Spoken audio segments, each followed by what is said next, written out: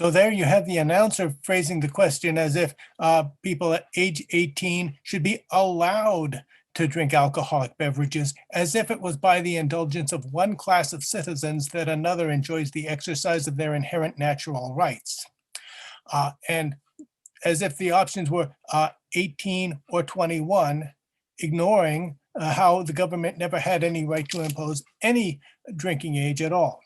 They're throwing around the issue of 900 lives saved every year, which is nonsense.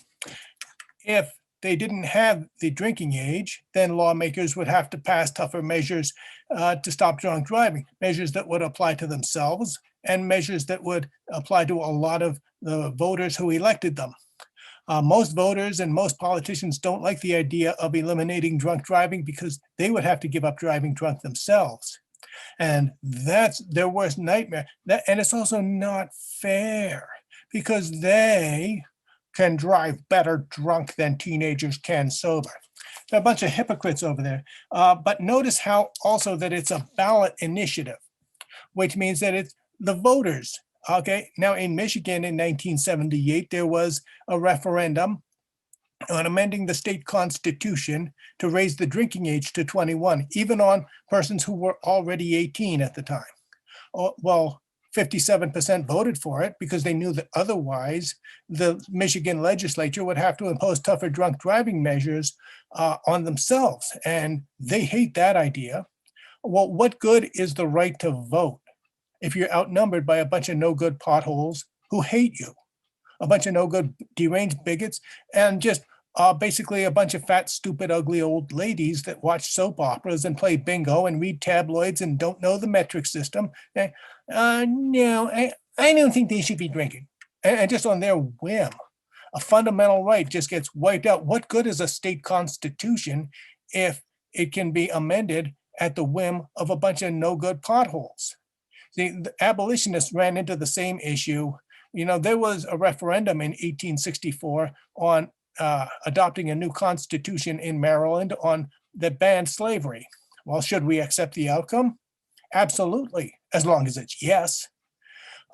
We have to win. Liberty must prevail.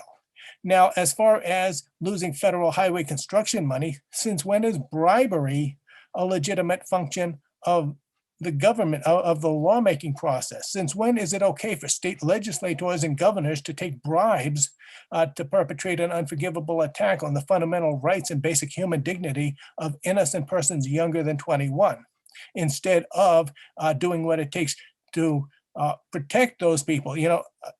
The victims are double victims. Many of them have become double victims. They were killed by drunk drivers 21 and older because the state won't do what it takes to eliminate drunk driving, and they are victims of this unforgivable hate crime. Let's listen to what Congressman Ron Paul had to say about the practice of tying federal funds to federal dictates, bribing state legislators. Ron Paul, of course, is my all-time favorite member of Congress. He ran for president 3 times. Obviously, he didn't win, but here's what he had to say. One of the most onerous practices of Congress is the use of federal funds illegitimately taken from the American people to bribe states into obeying federal dictates. That's in the congressional record. You can see the citation there. It's also 1999 Ron Paul, chapter 1, verse 3 in the Book of Ron Paul, which I compiled. It's my website there, ronpaulquotes.com.